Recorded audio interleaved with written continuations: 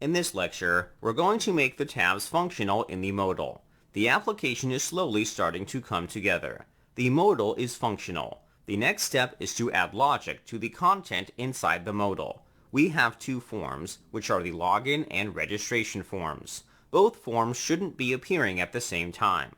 Above the forms, there are two buttons. We're going to make them functional by allowing the user to switch between forms. This functionality is known as tabs. Let's get started.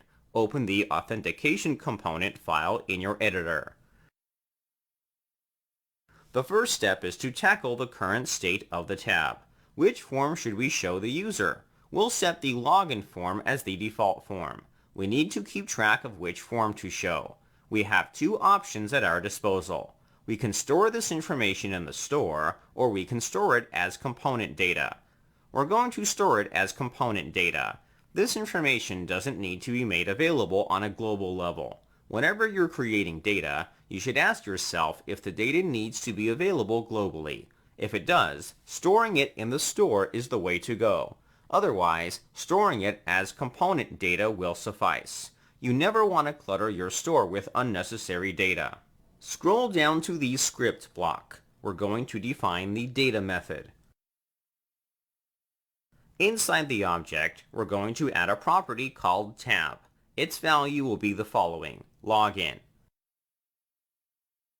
If the value is login, we'll show the login form. If the value is register, we'll show the registration form.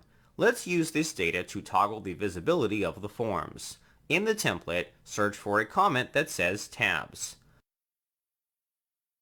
Below this comment are the links for the tabs. We're going to add click event listeners to both anchor elements with the prevent modifier.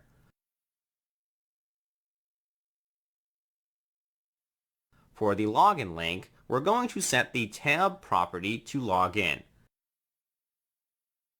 Next, for the register link, we're going to set the tab property to register. By updating the property, we should be able to toggle the tabs. After changing the property, the last thing we need to do is change the appearance of the tabs. On the login link, there are three classes called Hover Text White, and BG Blue 600. These classes will change the background color of the link to blue and text color to white. They should only be applied if the tab is active. We're going to bind another class attribute. The value for this attribute will be an object. We're going to cut the three classes I mentioned earlier as a property to this object. For the condition, we will check if the tab property is equal to login. These classes will get applied if the user is viewing the login form. We're going to add another set of classes if they're viewing the registration form. The class we'll toggle is called Hover Text Blue 600. This class will change the text color of an element to blue if it's being hovered over. We're adding this class because we want the user to know they can interact with an element. Adding a hover effect is a great way to show that an element can be interacted with. The condition for this class will be the following: tab == register. That takes care of the login tab. Let's work on the register tab. It's going to be similar to before.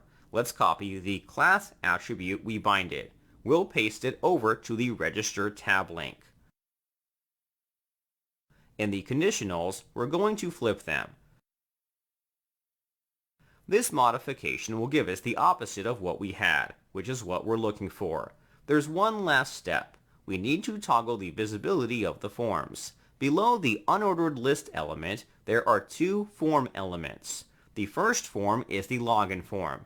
The other form is the registration form.